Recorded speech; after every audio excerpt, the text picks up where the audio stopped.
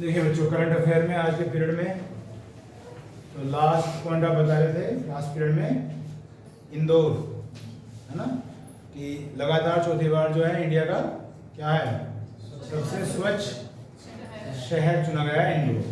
अब उसी से आगे बात करते हैं करंट इवेंट से। आज का जो पहला पॉइंट है बच्चों वो है NIRF।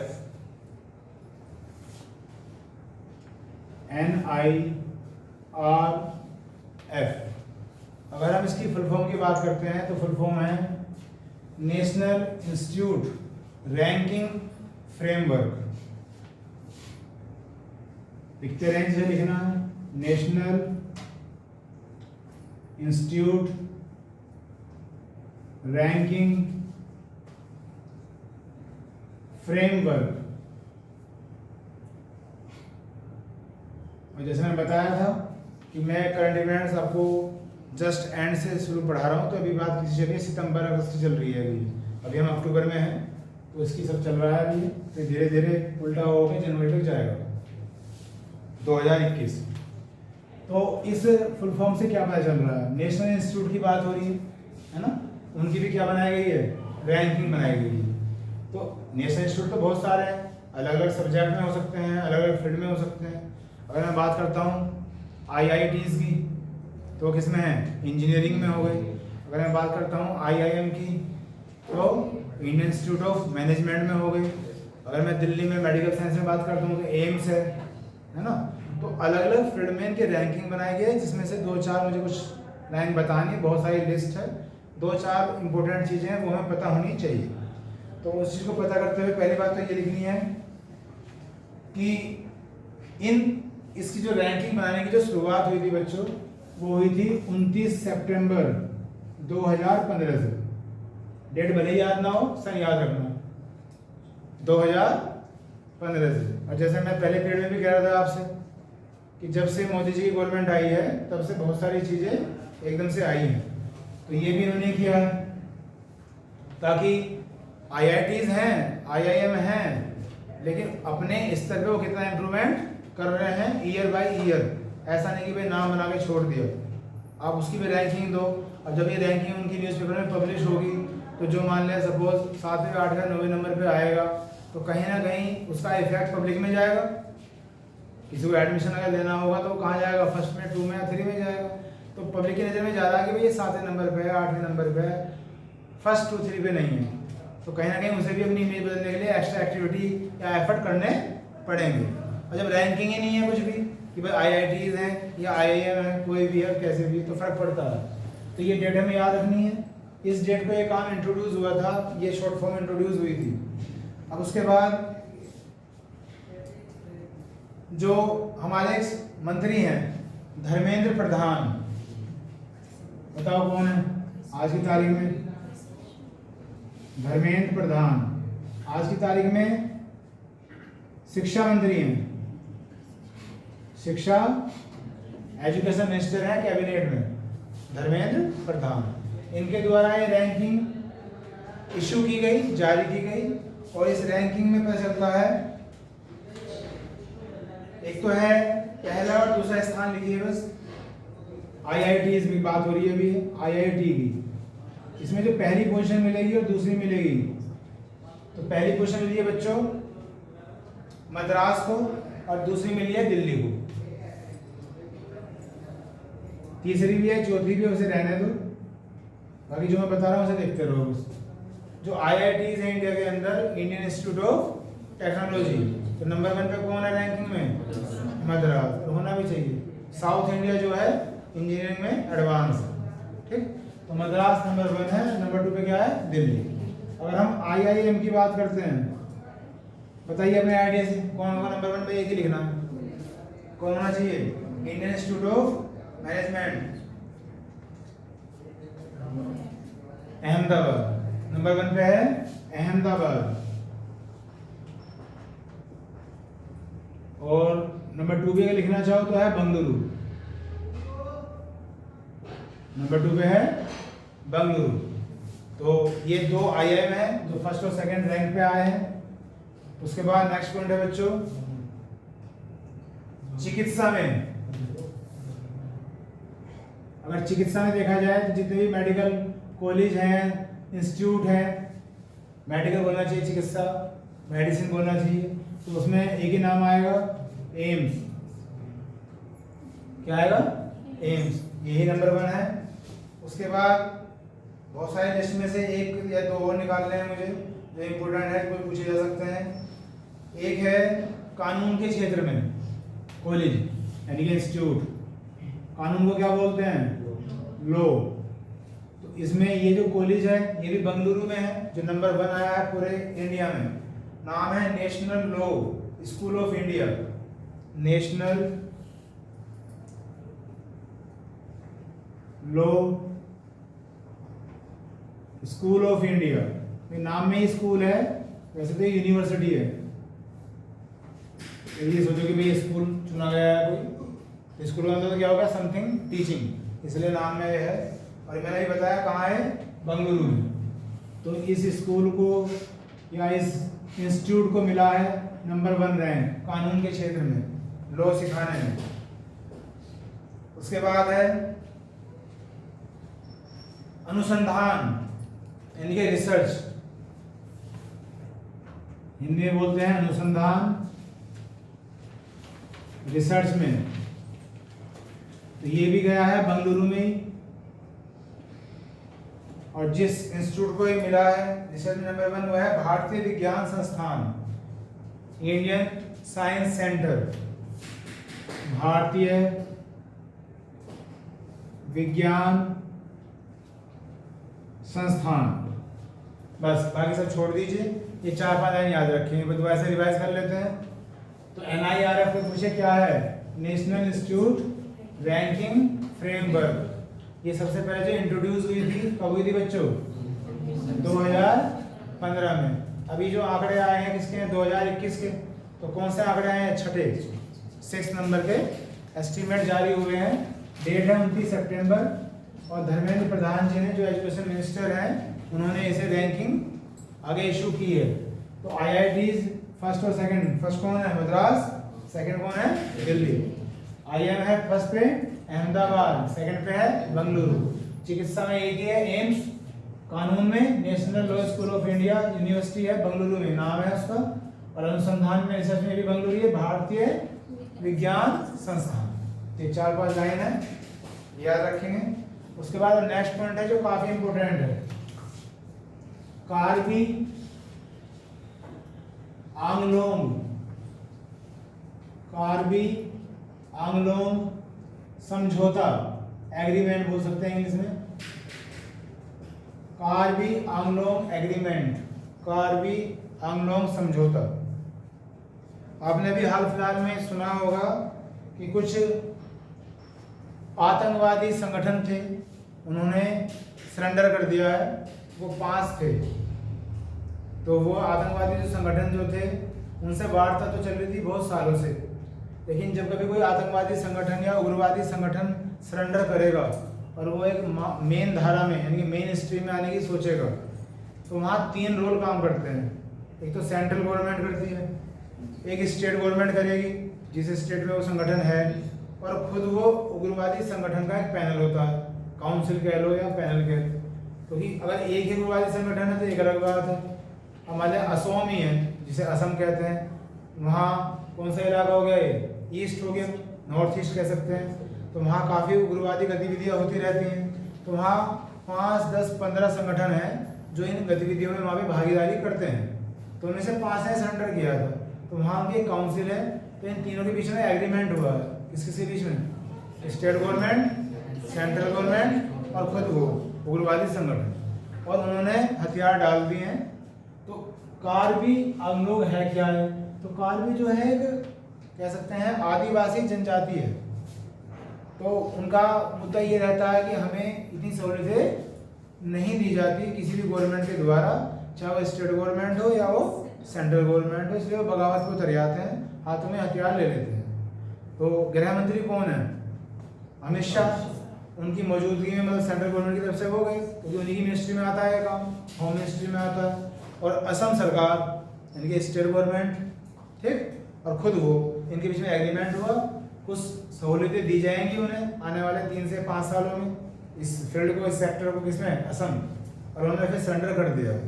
ठीक, तो इसके बारे में हम थोड़ा सा ये विचार करेंगे कि ये क्या है और यहाँ से क्या क्वेश्चन आ सकता है। तो यहाँ से आप लिखेंगे, पहली बात तो ये कि ये जो शब्द है बच्चों कार्बी, ये क्या है, तो ये असम के अंदर एक जिला है, एक डिस्ट्रिक्ट है कार्बी और आंगलोंग पूरा, और उनमें जो रहने वाली जो निवास करती है जाति, उस जाति का नाम भी क्या है, कार्बी है। पहले तो इस शब्द के मायने हो गए। बात किस राज्य की हो रही है, असम की बात हो रही है। अब यहाँ पे बहुत सारे आदिवासी समूह हैं, उनमें से एक कौन है, कार्बी। तो मुझे कुछ 2-4 के यहाँ नाम लिखने पड़ेंगे जो अन्य भी हैं। उनके नाम हैं डिमासा, बोडो, कुकी।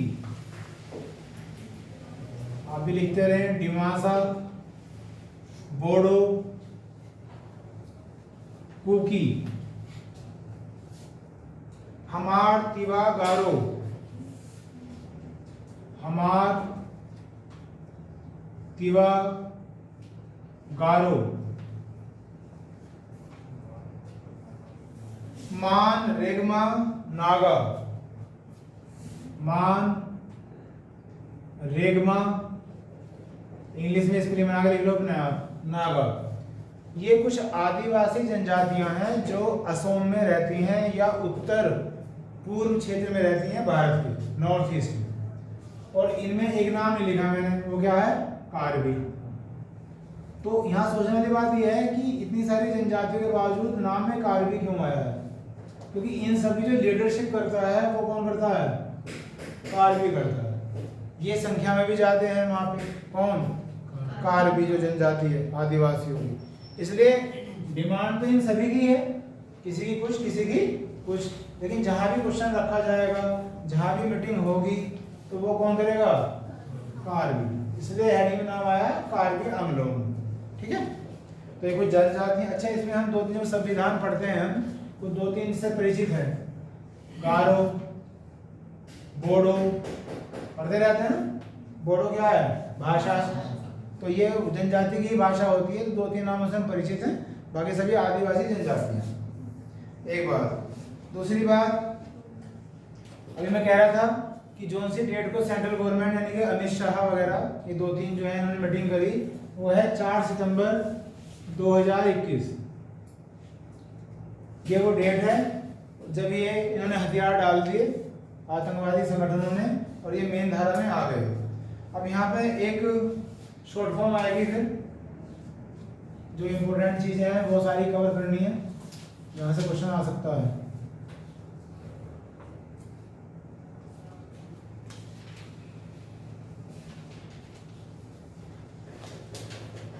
तो एक शॉर्ट फॉर्म में बच्चों वो है KAAC, KAAC।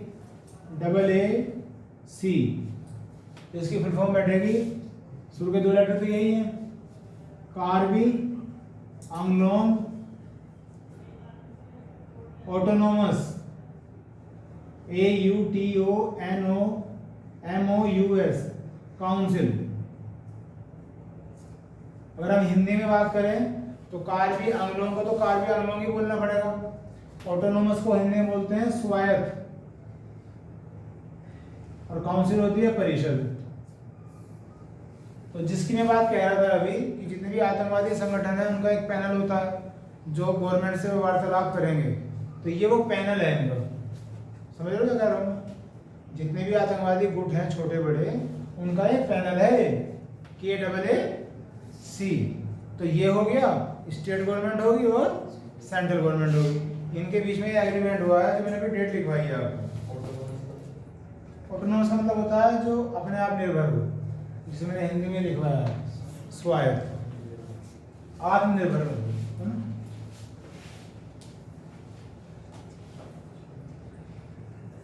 उसके बाद इनसे समझौते की बात 1995 में भी हुई थी और 2001 में भी हुई थी, इसी से, लेकिन वो वार्ता आगे नहीं बढ़ सकी, वो हो गई विफल। लेकिन अब ये पूरी तरह से सक्षम हो गई है, इन्होंने हथियार डाल दिए हैं, और क्या क्या वादे किए हैं सेंट्रल गवर्नमेंट ने उसकी बात आएगी। एक इम्पोर्टेंट लाइन ये है कि अगले 5 साल में, अगले 5 वर्ष में 1000 करोड़ रुपया, 1000 करोड़ रुपया असम के उस सेक्टर को दिया जाएगा, आदिवासी, मतलब आदिवासी को नहीं दिया जाएगा, मतलब वहाँ पे जो रिसोर्सेज हैं, जिन्हें क्या बोलते हैं, संसाधन, उन्हें डेवलप किया जाएगा। समझ रहे हो? मतलब उनका जीवन यापन सरल हो जाए। तो शिक्षा हो गया, मेडिकल हो गया, रोड वगैरह होगी, सेफ्टी होगी, इन चीज़ों में वहाँ इन्वेस्टमेंट किया जाएगा सेंट्रल गवर्नमेंट की तरफ से। ठीक, तो ये अगले 5 साल में रखा गया है 1000 करोड़। ये बात ध्यान रखेंगे, काश मैंने बता दिया। और फिर एक चीज़ तो आप जानते ही हो, बाकी मैं पूछूंगा आपसे जरूर। अभी मैंने कहा कि ये पैसा कहाँ से आएगा, सेंट्रल गवर्नमेंट से आएगा, ठीक है। लेकिन अब यहाँ सोचने वाली बात यह है कि अगर सेंट्रल गवर्नमेंट से आना था तो फिर स्टेट गवर्नमेंट का क्या रोल रह गया। मैं सेंट्रल गवर्नमेंट तो पैसे दे रही है और जा रहा है असम के उस हिस्से के लिए, तो central government, sorry, state government बीच में क्यों है। तो अपने हम संविधान में पढ़ते हैं कि जब कभी भी ऐसे खर्चे की बात आती है, कुछ हिस्सा तो देती है स्टेट गवर्नमेंट और कुछ हिस्सा देती है सेंट्रल गवर्नमेंट। लेकिन ये जो पैसा जा रहा है ये सारा का सारा स्टेट गवर्नमेंट से जा रहा है। एक फंड पड़ा है संचित निधि, संविधान में नहीं पढ़ते, संचित निधि, इनसे बोलते हैं क्या, कॉन्सोलिडेटेड फंड। क्या होता है, एक ऐसा फंड जिसमें जो सैलरी वगैरह होती है, जितने भी अधिकारी होते हैं, जितने भी सांसद हैं, विधायक हैं, उनकी जो सैलरी है वो सारी इससे दी जाती है, संचित निधि से। तो ये सेंट्रल गवर्नमेंट का अलग होता है और हर एक स्टेट गवर्नमेंट का अलग होता है।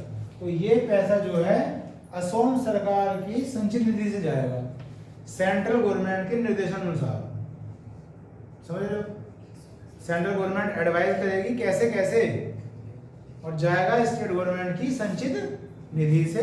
और फिर ऐसा करने के बाद उन लोगों ने, हालांकि मैं भी लिखवा सकता हूँ कि 5 जो ग्रुप थे उनके नाम क्या थे, बाकी वहाँ से क्वेश्चन नहीं आएगा, काम किसी चीज है। तो इस तरह के एग्रीमेंट को क्या बोला गया, कार्बी आंगलोंग एग्रीमेंट या समझौता बोला गया। ठीक है,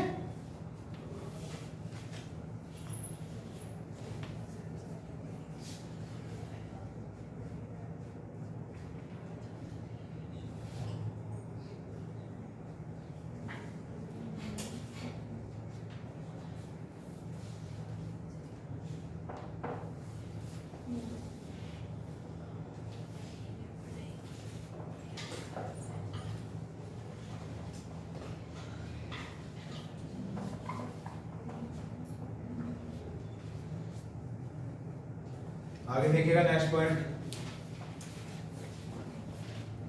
नेक्स्ट हैंड डाल दीजिए।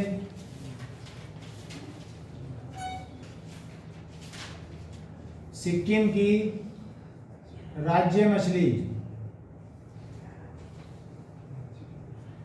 State fish of Sikkim.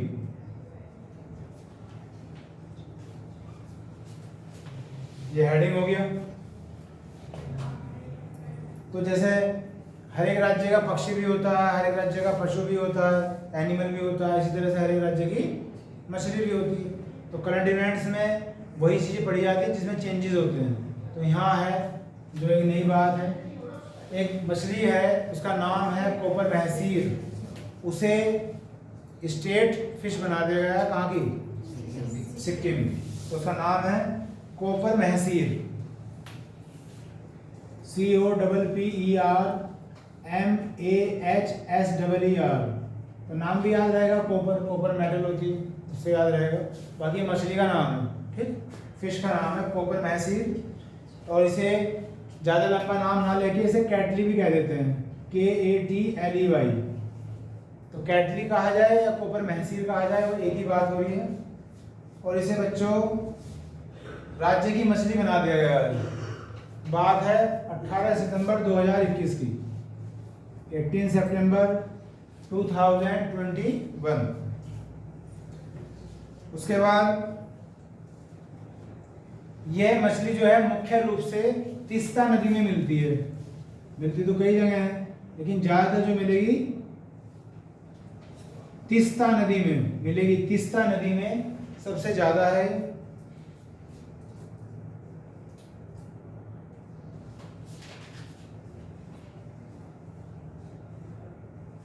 बस इसमें एक पॉइंट है इंपोर्टेंट, इसका मछली का नाम रखेंगे याद, और कहाँ की है, सिक्किम की। उसके बाद नेक्स्ट पॉइंट है, एक फिर शॉर्ट फॉर्म आ रही है अमृत, AMRUT। हालांकि ये अमृत है, लेकिन हिंदी में इसे अमृत बोल देते हैं ताकि शब्द मैच हो जाए। अमृत योजना ऐसे लिखेंगे, अमृत योजना। बाकी अमृत तो नहीं है, अमृत है। तो इसकी फुल फॉर्म हमें पता होनी चाहिए। फुल फॉर्म है बच्चों इसकी अटल मिशन। अटल बिहारी वाजपेयी से नाम क्या लिया गया है, अटल मिशन। और यू से पहले आर आया, रेजुवेनेशन अर्बन ट्रांसफॉर्मेशन। तो क्या क्या बोला मैंने अभी, अटल मिशन, रेजुवेनेशन REJUVINATION, और अर्बन ट्रांसफॉर्मेशन।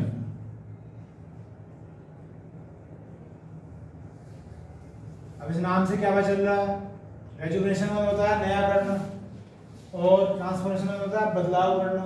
कहाँ पे हो रहे हैं बदलाव, अर्बन एरिया में। अर्बन क्या होता है, शहरी, ठीक है। तो जो शहरी क्षेत्र है, इस स्कीम के द्वारा वहाँ पे कुछ बदलाव किए जाएंगे, जिसे शॉर्ट फॉर्म से नवाजा गया। अब ये है क्या, ऐसी बात करते हैं। इसके अकॉर्डिंग भी यहाँ पे कुछ रैंकिंग दी जा रही है, और ये रैंकिंग दी जा रही है अलग अलग फील्ड में। शहरों को दी जा रही है, राज्यों को दी जा रही है, उनमें कितना सुधार हो रहा है, कितना इम्प्रूवमेंट हो रहा है, ठीक है। और जैसे नाम आया क्या, अर्बन, तो पहले बात किसकी होगी, शहर होगी, और शहर किसके अंदर होंगे, स्टेट के अंदर। तो कौन किस लेवल पे कितना इम्प्रूवमेंट कर रहा है, तो इसकी फुल फॉर्म मत भूल जाना, ये काफ़ी इंपॉर्टेंट है, इसका ध्यान रखना। अब जो इसमें 2-3 लाइन कहें काम की, वो बात करते हैं। इसमें जब राज्य की कैटेगरी बनाई गई, स्टेट की रैंक दी गई राज्यों की, तो इसमें सबसे पहला नाम आया यूपी का, उत्तर प्रदेश का, इसके द्वारा। और दूसरा नाम आता है बच्चों मध्य प्रदेश, और तीसरा आता है तमिलनाडु।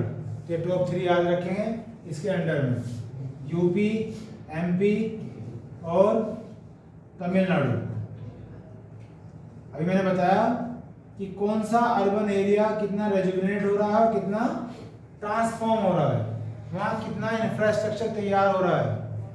इंफ्रास्ट्रक्चर समझते हो, जिसे हिंदी में कहते हैं विनिर्माण क्षेत्र। कितना इंपोर्ट एक्सपोर्ट इजी हो गया है पहले के मुकाबले।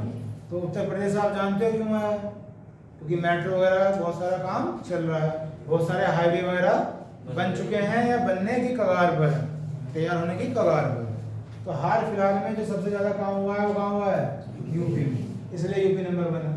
दूसरे नंबर पे MP, और तीसरे नंबर पे तमिलनाडु। इस रैंकिंग में 3 स्टेट याद रखेंगे। उसके बाद सिटी अवार्ड दिया गया है, सिटी माने शहर, इसी के अंडर में सिटी अवार्ड दिया गया है। और इसके अकॉर्डिंग 2 शहर छांटे गए हैं, दोनों को एक साथ दिया है, वो हैं इंदौर और सूरत। इंदौर और सूरत। तो कोई अगर आपसे कहे कि भाई इस योजना के अंडर में कौन से शहर को नंबर 1 मिला है, तो दोनों को एक साथ, इंदौर को भी और सूरत को भी। अगर हम बात करते हैं केंद्र शासित प्रदेश की, यानी कि UT की, यूनियन टेरिटरी की, तो नाम आता है चंडीगढ़, उसे पुरस्कार मिला है चंडीगढ़। ये 3 चीज आप याद रखें, फुल फॉर्म मैंने हम लोग बता दी। अमृत,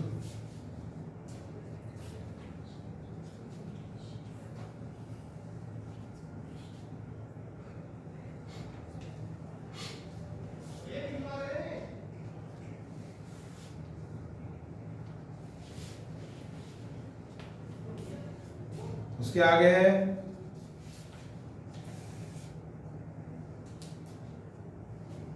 प्रधानमंत्री शॉर्ट फॉर्म में लिखते हैं पहले, PMUY, PMUY, बताओ क्या होगा? प्रधानमंत्री उज्ज्वला योजना, हिंदी में ही है, जैसे मैं बताता था बहुत सारी हिंदी में बना रखे हैं शॉर्ट फॉर्म। तो प्रधानमंत्री, प्राइम मिनिस्टर उज्ज्वला योजना। तो अब ये चर्चा में क्यों आ रही है उज्ज्वला योजना?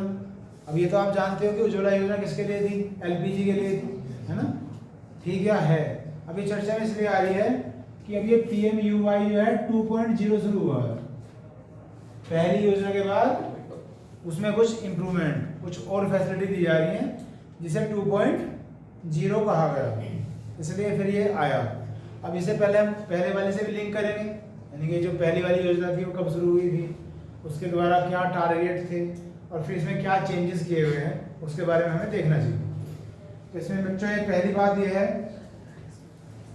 कि जो पहली योजना थी उज्ज्वला योजना, जिसे हम जानते हैं, वो जो इंट्रोड्यूस हुई थी वो हुई थी 1 मई 2016 को पूरे भारत में।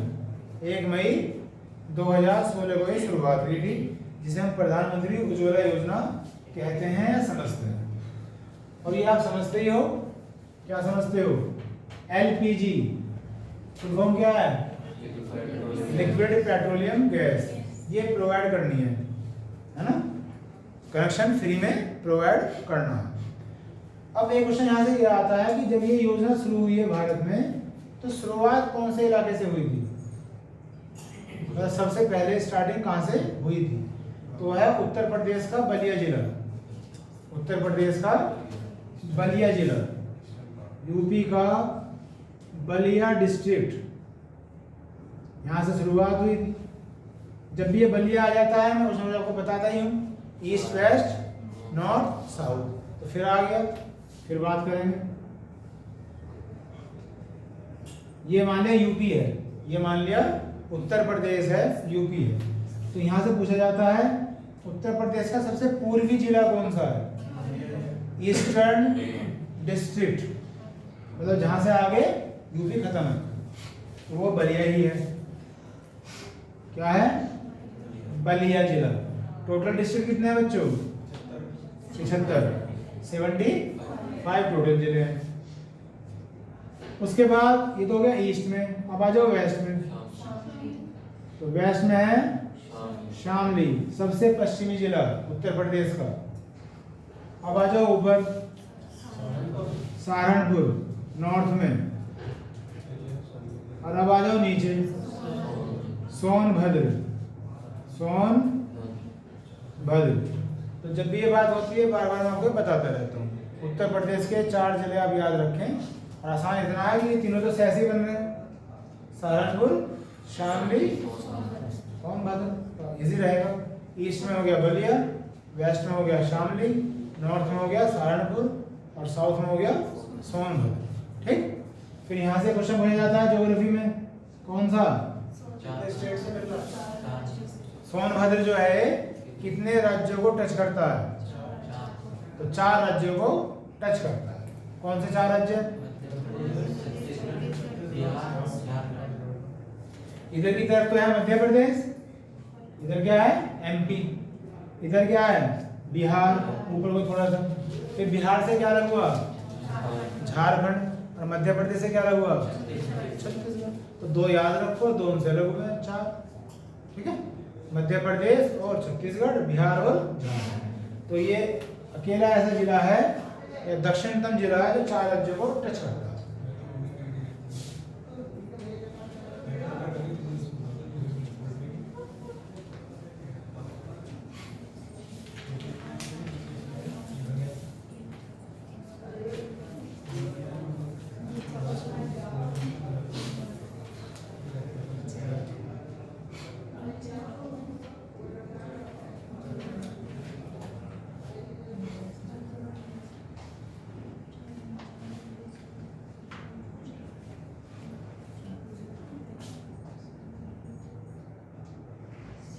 तो टॉपिक चल रहा था हमारा प्रधानमंत्री उज्ज्वला योजना। अब जो 1.0 था, यानी कि जो सबसे पहले स्टार्ट हुआ था 1 मई 2016 को, तो इसमें लक्ष्य रखा गया था शुरू में कि 5 करोड़ LPG कनेक्शन दिए जाएंगे। 5 करोड़ LPG कनेक्शन दिए जाएंगे। ये हो गई स्टार्टिंग की बात 1.0 की। अब उसके बाद सबसे पहले जो 5 करोड़ कनेक्शन दिए जाने थे बच्चों, जो BPL होता है, BPL क्या होता है? बिलो पॉवर्टी लाइन, गरीबी रेखा से नीचे रहने वाले लोगों के लिए था 5 करोड़। उसके बाद स्टार्ट कब हुई थी? 2016 में। 2018 आते आते यानी कि 2018 में इसका दायरा बढ़ा दिया। मतलब पहले BPL को ही मिल रहा था, बिलो पॉवर्टी लाइन को। अब इनमें और 6-7 वर्ग जोड़ दिए गए। उन 6-7 वर्ग में क्या क्या हो सकता है?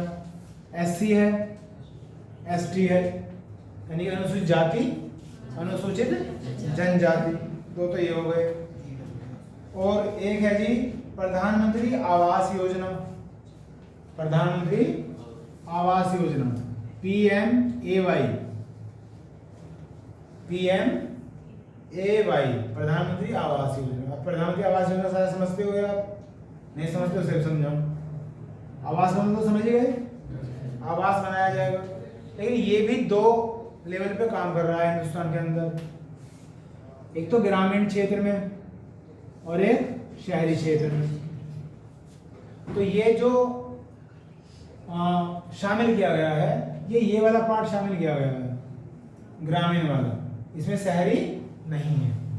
ठीक, क्यों नहीं है? वजह यह है कि गांव के मुकाबले शहरों में आवास ज़्यादा है, ऐसा कुछ कहा गया है, और भी वजह बताई गई है। अगर आपको पता हो, शहरी के लिए और भी फायदे हैं, जैसे कुछ अपार्टमेंट बनाए जाते हैं गवर्नमेंट के द्वारा, फ्लैट वगैरह, है ना, वो आवासीय योजना के अंतर्गत ही बनते हैं। और उसमें ऐसा है कि अगर मान लिया कोई इंसान अपना पक्का मकान बनाने में सक्षम नहीं है, तो वो लोन लेगा, और लोन के द्वारा लगभग 2.60 लाख रुपए की सब्सिडी मिलेगी। क्या मिलेगी? सब्सिडी। अब ये सब्सिडी क्या होता है? तो सब्सिडी एक तरह से क्या होती है? रिबेट ही होती है, छूट ही होती है। लेकिन सब्सिडी इसलिए कहा जाता है, जो गवर्नमेंट का अमाउंट मिलता है सब्सिडी कहते हैं, बाकी है तो डिस्काउंट ही। लेकिन डिस्काउंट और रिबेट नहीं बोलेंगे, क्या बोलेंगे? सब्सिडी।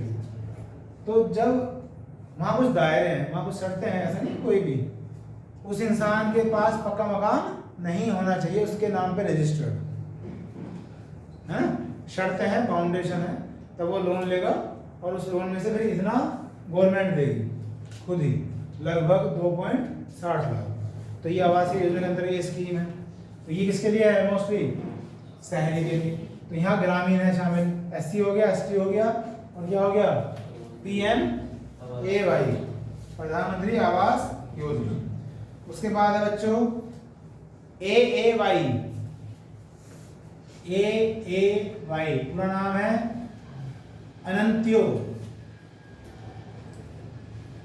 अंत्योदय अन्न योजना। ये अन्न के लिए है, अनाज के लिए AAY बोलते हैं। उसके बाद है OBC, अन्य पिछड़ा वर्ग, अदर बैकवर्ड क्लासेस। उसके बाद है चाय बागान की जनजातियां, चाय बागान की जनजातियां, इंग्लिश में बोलेंगे टी बागान ट्राइब्स, टी बागान ट्राइब्स। और जो द्वीप में जनजातियां रहती हैं, द्वीप आइलैंड जो है,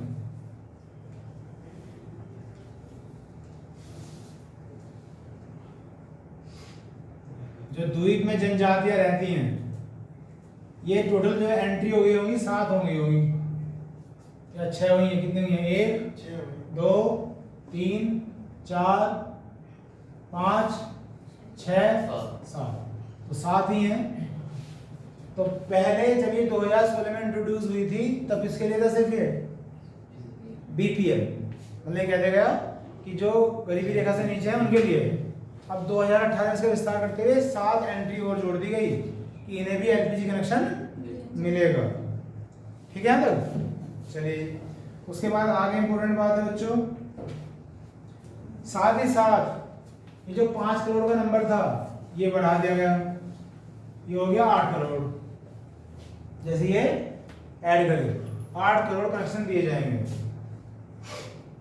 और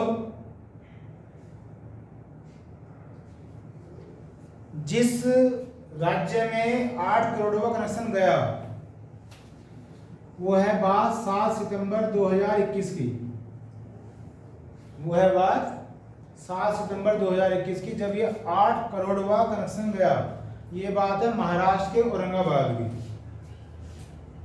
महाराष्ट्र के औरंगाबाद में ये कनेक्शन दिया गया, क्योंकि लास्ट था इसलिए थोड़ा सा ये हाईलाइट किया गया है। 8 करोड़ हुआ इस स्कीम के द्वारा जो लास्ट था मतलब।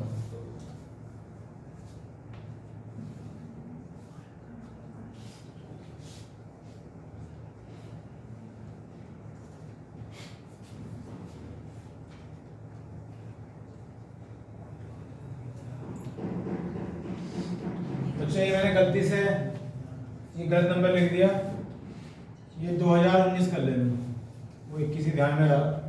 7 सितंबर 2019 को ये 8 करोड़ का कनेक्शन गया था। अब बात आती है, ये हेडिंग क्या है 2.0, प्रधानमंत्री उज्ज्वला योजना 2.0। तो ये कब शुरू हुई? ये हुई है अब शुरू 2021 में। डेट है 10 अगस्त 2021 को प्रधानमंत्री उज्ज्वला योजना 2.0 शुरू हुई।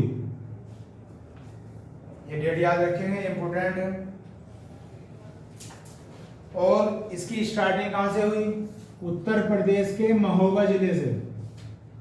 उत्तर प्रदेश के महोबा डिस्ट्रिक्ट से इसकी स्टार्टिंग हुई 2.0 की।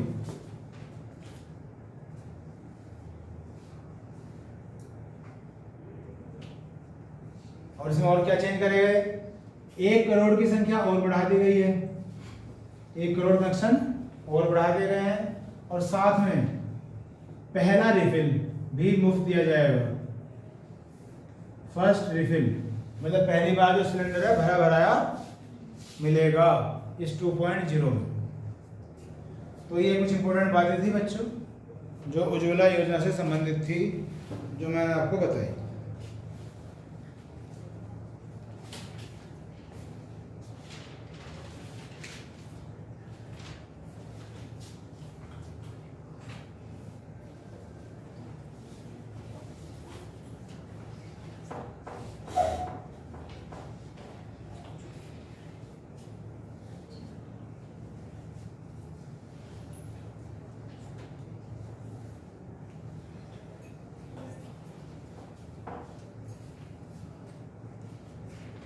उसके बाद नेक्स्ट पॉइंट है विश्व जैव ईंधन दिवस। नेक्स्ट हेडिंग है विश्व जैव ईंधन दिवस। इंग्लिश में बताओ क्या कहा जाएगा इसे? वर्ड वर्ड वर्ड दो बार वर्ड वर्ड और क्या कहा जाएगा? देखो जैव क्या होता है?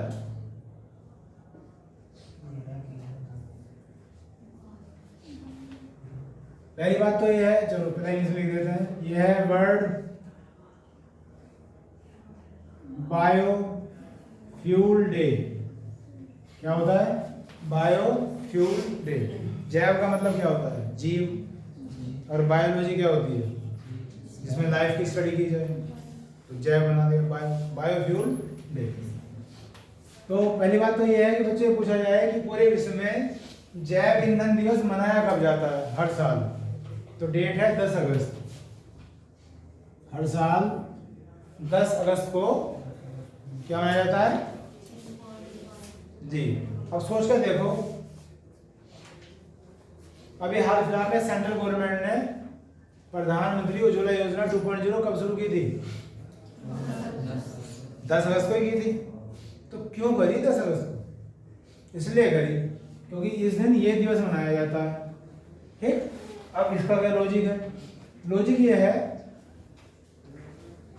दो तरह के ईंधन होते हैं, एक तो होते हैं जैविक ईंधन, एक होते हैं अजैविक ईंधन, यानी कि बायो एंड नॉट बायो। तो इसका मतलब क्या हुआ, हमें पर्यावरण की दृष्टि से जो जैविक ईंधन है उनसे शिफ्ट होना चाहिए, नहीं होना चाहिए? होना चाहिए। कुछ ऐसे ईंधनों पर आना चाहिए जो जैविक ईंधन ना हो। ठीक, तो ये नाम में तो आ रहा है जैविक ईंधन, लेकिन इस दिन ये अवेयर किया जाता है पब्लिक को कि जो बायोफ्यूल है उन्हें इस्तेमाल कम से कम करो, और जो नॉन बायो है वहां पे अपने आप को शिफ्ट करो। समझ रहे हो? जैसे अभी हाल फिलहाल में आप देख रहे हो कि हिंदुस्तान के अंदर अब धीरे धीरे जो इलेक्ट्रिक कार है उनका चलन धीरे धीरे बढ़ेगा। क्यों? क्योंकि जो इलेक्ट्रिक कार है वो कहाँ पर आएगी? अजैव ईंधन में आएगी। जबकि जो पेट्रोल और डीजल है वो सब क्या है? यानी कि बायो है, बायोफ्यूल है, उनसे प्रदूषण ज्यादा होता है। तो इसलिए पूरे वर्ल्ड को अवेयर किया जाता है कि धीरे धीरे इस ईंधन पे से अपनी निर्भरता को खत्म किया जाए और जो अजैविक ईंधन है उन पे शिफ्ट हो जाए। ठीक है, तो 10 अगस्त इसलिए है और ये मैंने आपको बताया। उसके बाद बच्चों नेक्स्ट हेडिंग है शून्य अभियान। शून्य अभियान, इंग्लिश में शून्य को शून्य ही लिखा गया है, हालांकि मतलब तो जीरो है। शून्य मिशन,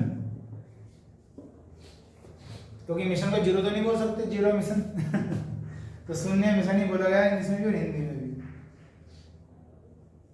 अब ये जो है क्या है इसकी बात करते हैं। डेट लिखें पहले, 15 सितंबर 2021 को ये अभियान शुरू हुआ है। ये मिशन शुरू किसने किया है? नीति आयोग ने, NITI। नीति आयोग हर बार बताता हूं, आपको पता ही है। कौन बताएगा इसकी full form?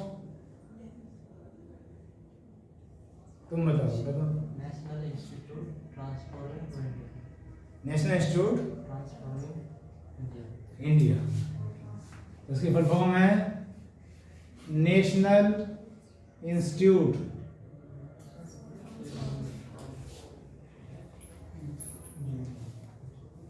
For transforming India.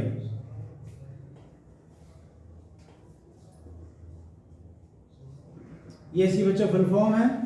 आपने, यह है तो इकोनॉमिक्स का क्वेश्चन, लेकिन जो नीति आयोग है इससे पहले क्या हुआ करता था? योजना आयोग हुआ करता था। ठीक है, तो ये भी चेंजेस किसने करा? मोदी जी ने करा। योजना आयोग, योजना आयोग कब बना था? प्लानिंग कमीशन 1951 में, 1950 में, 15 मार्च 1950 को बना था योजना आयोग। PC प्लानिंग कमीशन 15 मार्च 1950 को। काम क्या था? पंचवर्षीय योजनाएं बनाना, 5 ईयर प्लान बनाना, किस क्षेत्र में कितनी GDP आने की संभावना है ना। हमारी इकोनॉमिक्स में, हमारे देश की इकोनॉमिक्स में कितने सेक्टर हैं? 3 sector, primary, secondary and tertiary. तो जो प्राइमरी सेक्टर होता है उसमें क्या है? कृषि है, एग्रीकल्चर, क्योंकि आज भी 50% से ज्यादा जनसंख्या कृषि पर डिपेंड है। ठीक है, दूसरा सेक्टर क्या होता है? दूसरा सेक्टर होता है उद्योग, इंडस्ट्री और विनिर्माण क्षेत्र, इंफ्रास्ट्रक्चर। ये दूसरे सेक्टर में आते हैं। और तीसरे सेक्टर में आते हैं सर्विसेज, यानी कि सेवाएं, जैसे रेलवे है, टेलीकॉम है। ठीक है, क्या कहा मैंने आपसे?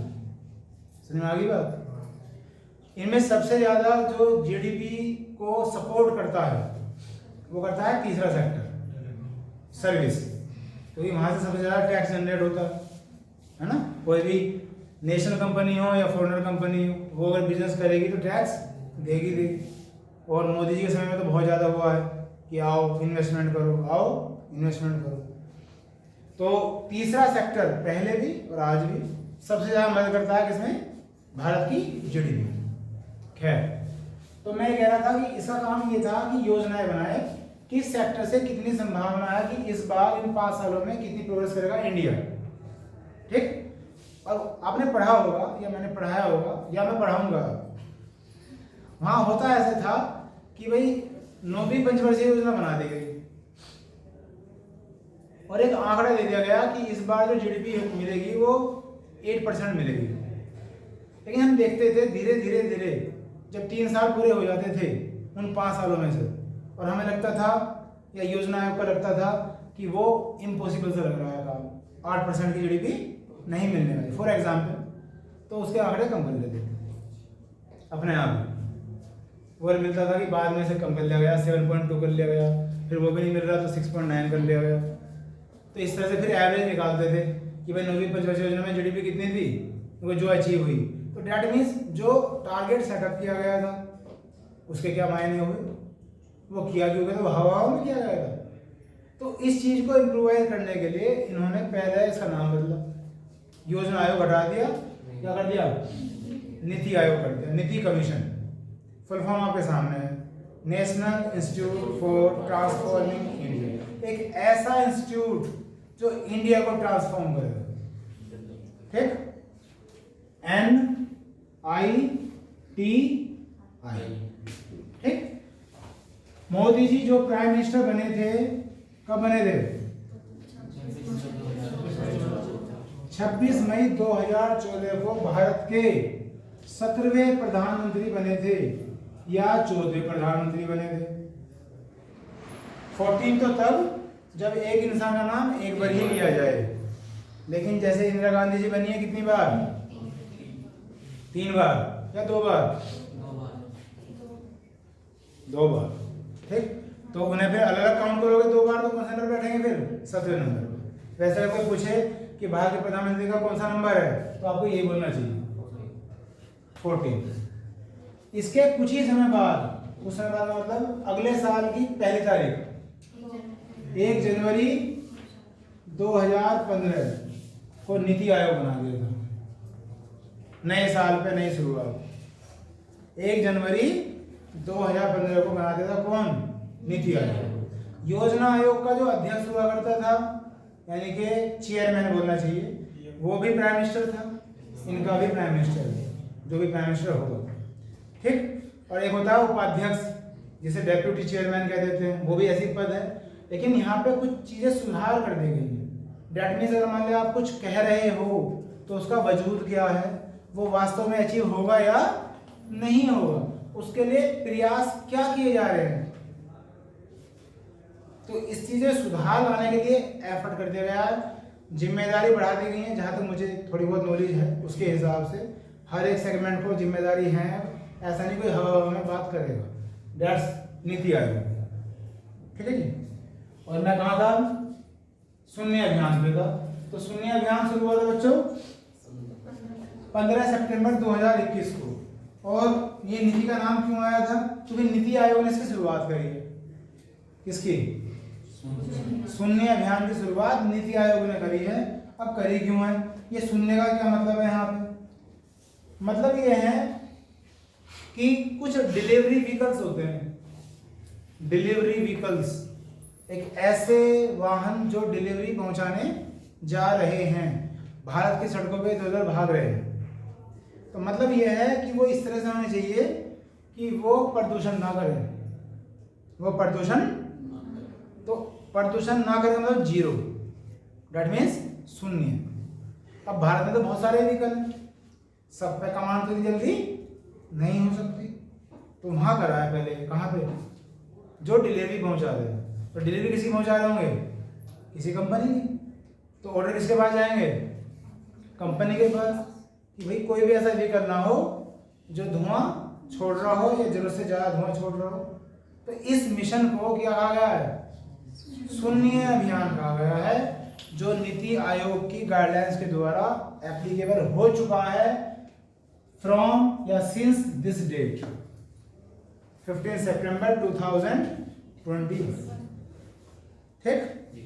बस आज की क्लास इतनी।